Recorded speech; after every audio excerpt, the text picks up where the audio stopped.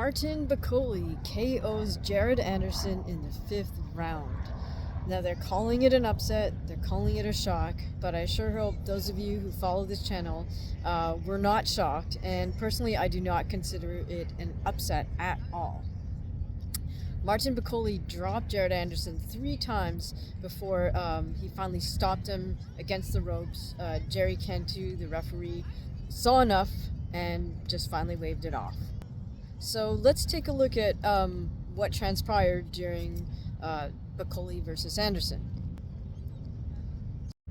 But after fighting your third tomato can, I mean, you've got to stop.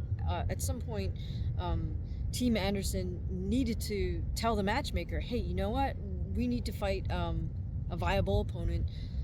I mean, the matchmaker's not going to hand Jared somebody that can beat him at that stage. But you know, Team Anderson needed to communicate with the promoter and with the matchmaker that no, we want to step up in opposition, because a good trainer knows that his fighter learns a lot. You learn a lot when you actually fight. By the same token, you can squander that opportunity to learn if you just get in there with someone who's going to crumple as soon as you start just whacking them to the head and the body, which is basically, those are basically the types of opponents that Jared had.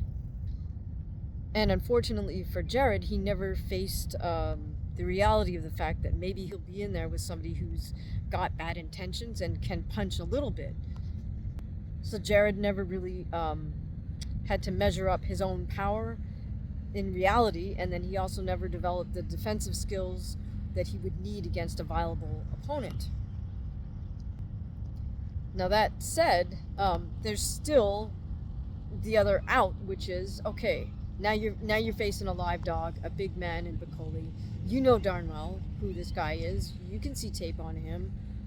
You've got camp. Get ready for this. Okay, so in 8 to 12 week, even longer, in that amount of time, you're not going to develop enough power to KO or damage BAKOLE. That's power like that takes years to develop. Number one. So number two is come up with your plan B, because you're not going to be able to do to BAKOLE what you've done to these other 12.5 people you fought. You're not going to be able to just walk straight to them and start hitting them like they're a heavy bag. So plan B, I would defer to what one viewer, I think it's G Rob Pote, I'm sorry, I don't know how to say your username, but he said, hey, Anderson's agility will help him. Okay, so that's exactly right.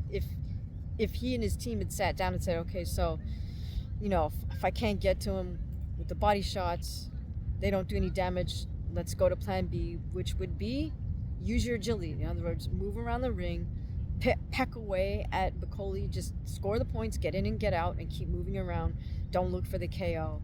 Just, I mean, I don't want to say resort to being a point fighter, but yeah, you know, you might have to do that if you can't stand toe-to-toe with him, which Anderson, no way could he stand toe-to-toe with BAKOLE. That should have been apparent to to Anderson and his corner after he gets dropped in round 1, and so they should have had a plan B in their back pocket. It doesn't look like they did. I can't remember if I gave credit to Made Fresh Daily for mentioning the matchmaking by Top Rank and Bob Arum as sort of the house of cards upon which Jared Anderson was built, but want to give props to Made Fresh Daily. So in rounds 2, 3, and 4, I mean, Jared just more or less stuck to the same game plan and stood at the wrong distance, which was more or less toe-to-toe with BAKOLE. Now, apparently he said something about BAKOLE just standing there and throwing punches or something, that he had no ring intelligence, and it's like, no, dude, look how many times BAKOLE made you miss. Super skilled with his defensive head movement, Mr. BAKOLE is. So, in fact, it would be a good exercise for you guys. Just go back, take a look at how many times BAKOLE just made that subtle head movement to slip Jared's punches. The great thing about being able to slip so tightly, as we say, is that you Bakole would expend hardly any energy just to move and shift his head over an inch, a half an inch. But Jared Anderson has to expend a lot of energy to not only stop his own punch, but pull it back to position. And that's way more draining than if Bakole had stood there and just blocked it with a double guard.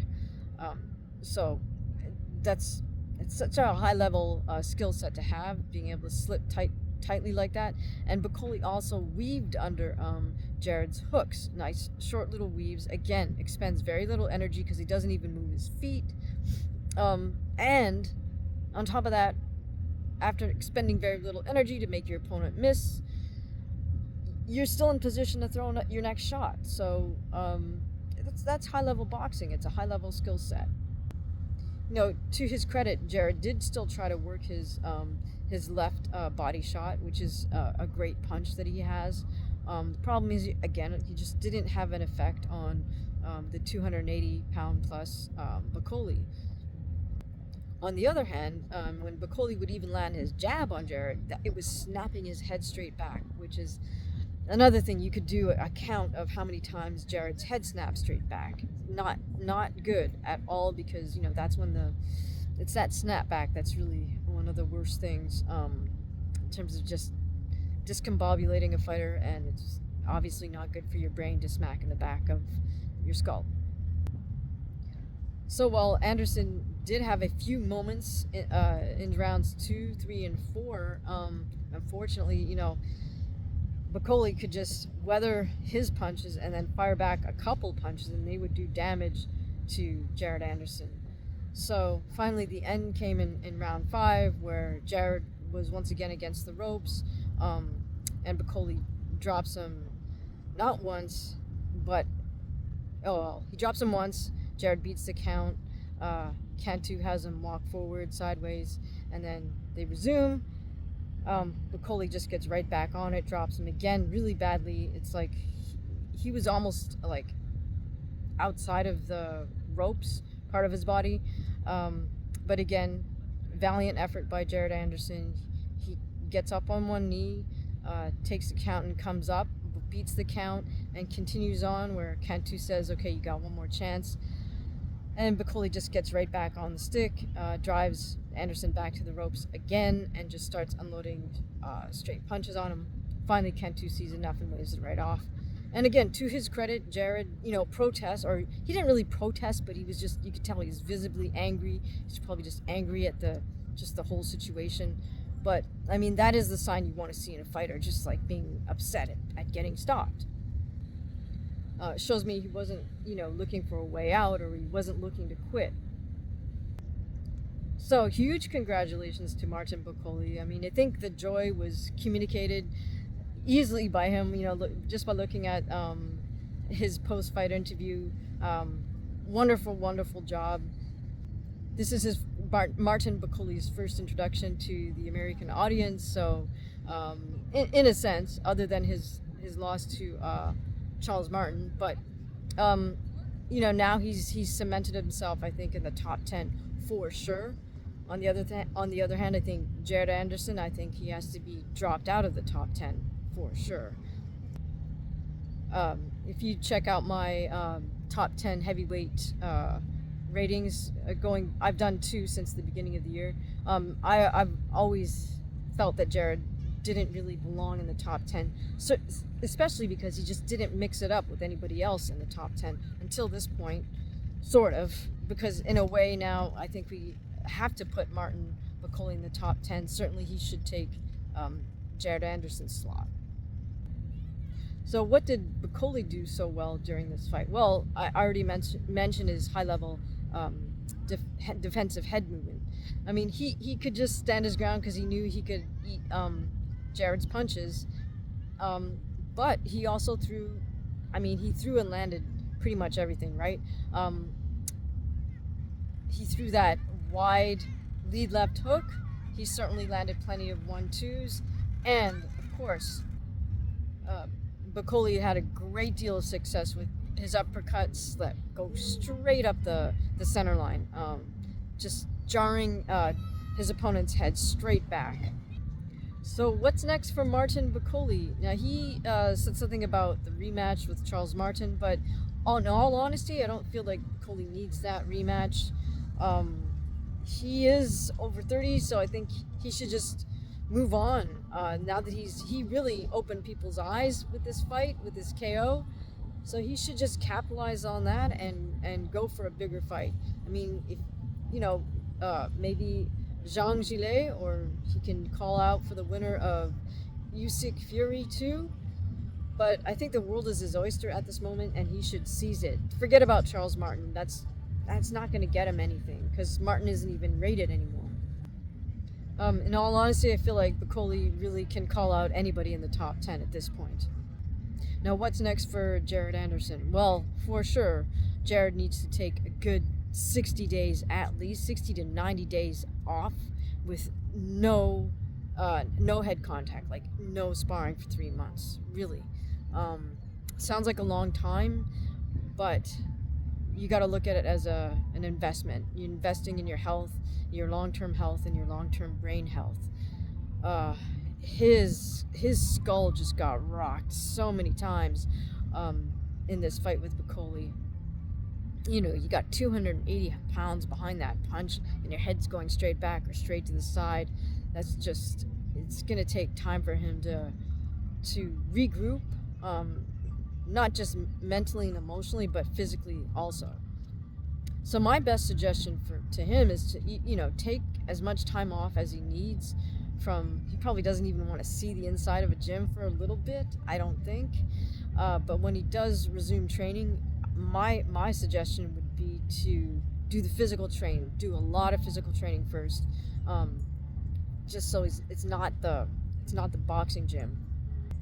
Because I think psychologically, for Jared Anderson, this is going to be a lot for him to process. He's already sort of alluded to us about how he feels so much pressure and this and that. Now he's got to deal with the fact that he got KO'd by a guy that he said has no ring IQ.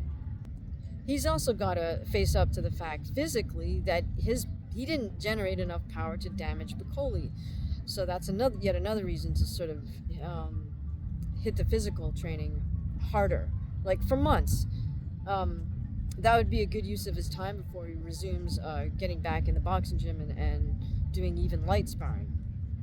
He might as well hit the weights a bit and put on some quality muscle. And I don't know who exactly is on Team Anderson, but Jared needs to rethink whoever that dude is with that wrap the white shirt or white towel or something around his head. You don't need a guy that's going to get between you and the head trainer, especially in a moment, a critical moment like that, where you've just gotten dropped for the first time in your pro career. So tell me what you guys liked about that fight. Tell me who you'd like to see Martin BAKOLE fight next. Who would you like to see Jared Anderson fight next? Hey, if you enjoyed this breakdown, please feel free to head over to buymeacoffee.com/Hamaguchi-fight, or you can scroll over to the right under the super thanks and leave a super thanks. And if you enjoy getting this content ahead of time, ahead of everybody else, please feel free to join our membership side. Right now, we have 4 yellow belts, so come join us and you can earn your white belt right away. All right, thank you for listening, and I'll see you next time.